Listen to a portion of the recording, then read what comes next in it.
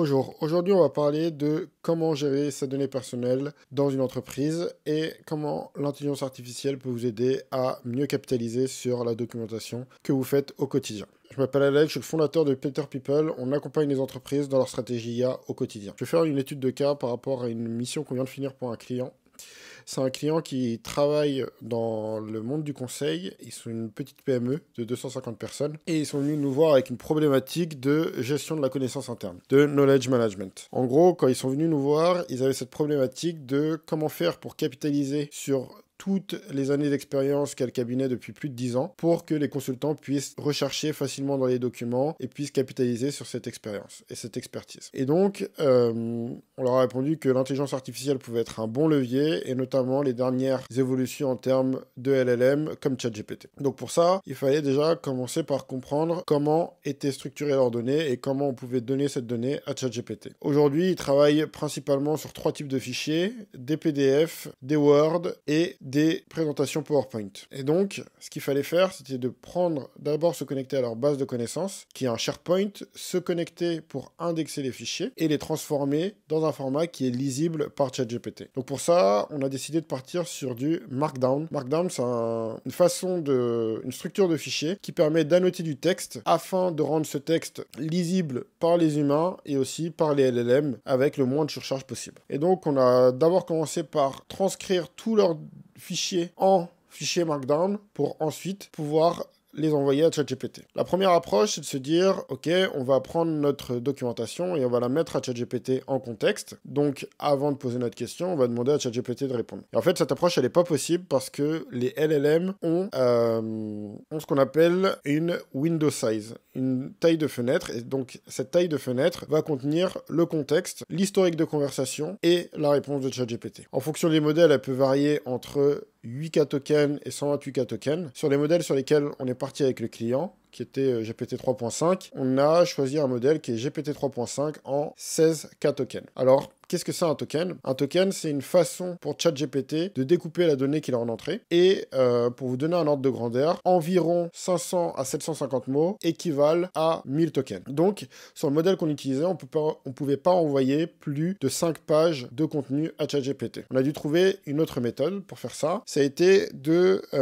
découper la donnée qu'on envoyait à ChatGPT en la faisant passer dans un premier temps dans un moteur de recherche. Grâce à ça, on n'avait plus besoin d'envoyer toute notre donnée à ChatGPT, mais seulement les éléments pertinents et les données à ChatGPT pour qu'ils puissent travailler dessus. Aujourd'hui, en moteur de recherche, la plupart du temps, on va travailler sur des documents full text, de la recherche full text. Donc, c'est une recherche qui se fait par mots-clés et par distance de Levenshtein. Grosso modo, c'est la différence. On indexe tous les mots d'un document et puis on va regarder la distance entre certains mots pour voir si on peut trouver notre recherche dans les documents. Donc, vulgairement, c'est comme ça que fonctionnent la plupart des moteurs de recherche, quasiment tous aujourd'hui. Et ça posait un problème parce que quand on va poser des questions à notre base de connaissances, on va pas forcément faire une recherche par mots-clés, qui était déjà d'ailleurs présente dans leur environnement Azure, les SharePoint, mais on va avoir besoin de faire une recherche sur le sens. Et donc, cette solution ne nous convenait pas. On a dû aller chercher une autre solution. La nouvelle solution, ça a été de travailler avec des embeddings. Les embeddings, c'est une technologie qui nous permet de transformer du texte en un espace vectoriel, en un point dans un espace vectoriel. Donc, comment ça marche? On va lui donner un texte et on va avoir un algorithme qui va faire un rôle de bibliothécaire. Donc, pour vous expliquer comment ça fonctionne, on peut se dire que le moteur d'embeddings, son objectif, dans un premier temps, c'est de structurer une bibliothèque. Et dans une bibliothèque, les documents qui parlent de la même chose doivent se retrouver côte à côte et les documents qui parlent de sujets éloignés doivent se retrouver le plus éloigné possible. Et donc, on peut imaginer une bibliothèque en 3D. Donc, on va avoir notre plan dans l'espace, plus la hauteur dans les étagères. Et donc, coordonnées au sol plus hauteur dans les étagères. Là, on fait des embeddings et des vecteurs qui ont 1500 dimensions. Donc, ça veut dire que c'est des espaces à 1500 dimensions.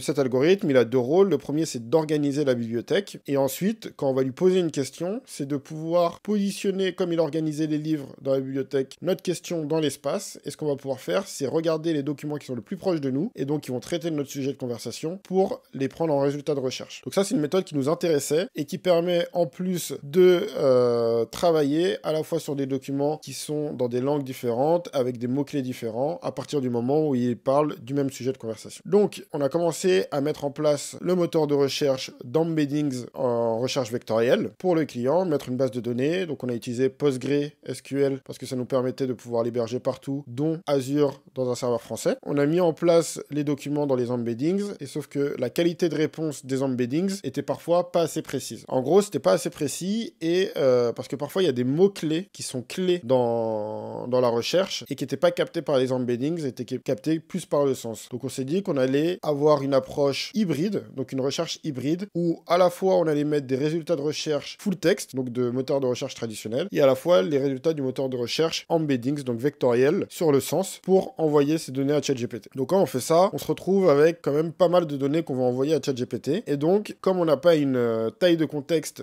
qui est infinie, on va devoir travailler aussi sur la nature des données et la longueur des données qu'on envoie à ChatGPT. Donc pour ça, qu'on a pris comme approche, c'est de prendre une approche de text splitter. Un text splitter, c'est une façon de découper le texte sur des caractères. Donc on a pris des caractères qui étaient plus favorables à la découpe de texte, comme le double retour à la ligne pour dire que c'est un paragraphe, ou les titres pour dire, ok, si on est sur un début de titre, bah là on peut potentiellement couper parce que on va avoir une nouvelle notion atomique. Donc on a travaillé sur ça, et on a travaillé aussi sur une approche qui nous permet d'avoir des overlaps, des chevauchements entre les différentes petites parties, donc les chunks qu'on va mettre en place, qui nous permettent, si on a une notion qui a la frontière entre deux parties, entre deux chunks, de pouvoir l'englober aussi dans deux extraits différents. Comme ça, quand on va les faire passer dans le moteur de recherche, on pourra avoir l'extrait juste avant et l'extrait juste après, qui nous permettront d'avoir une donnée complète. Et on va essayer de découper les documents sur une longueur de texte qui nous permet à la fois d'avoir suffisamment d'informations pour répondre à la question, mais à la fois des textes suffisamment courts pour pouvoir mettre plein de documents à ChatGPT sans saturer sa mémoire. Et donc, une fois qu'on a le document qui sont transformés en Markdown, ces Markdown qui sont découpés en petits chunks, en petits extraits faciles à digérer pour ChatGPT. On va les indexer dans un premier temps sur un moteur de recherche full text et en parallèle un moteur de recherche embeddings. Une fois qu'on a ça, on va pouvoir remettre tout ça dans ChatGPT, et donc on va avoir une approche qui va demander à ChatGPT de répondre à une question à partir de documents. Donc comment ça va se passer? Maintenant, quand le client va poser une question, il va poser une question. Cette question va passer de manière en parallèle sur les deux moteurs de recherche, donc sur le full text et sur les embeddings, qui vont nous renvoyer des résultats de recherche, et on va faire un prompt à ChatGPT du style, à partir des documents suivants, là on va insérer tous les documents qui nous sortent du résultat de recherche, répond à la question du client, et là on va insérer la question du client. Et grâce à ça, on va avoir ChatGPT qui va être connecté à la base de notre connaissance du client et qui va pouvoir lui faire des réponses sur sa donnée privée. Donc quand on a fait ça, on va avoir plusieurs ajustements qui sont intéressants. Là je vous ai parlé du moteur, mais on a dû développer aussi une interface pour que les collaborateurs puissent poser des questions à ce moteur. Donc on a développé une interface, on a fait une interface en React qui permet d'être hébergée aussi sur leur serveur assez facilement, et on a travaillé aussi sur le prompt, sur améliorer la qualité des instructions. Le prompt, c'est les instructions qu'on donne à ChatGPT, donc améliorer la qualité du prompt et des instructions qu'on donne à ChatGPT pour qu'il puisse répondre avec des formes qui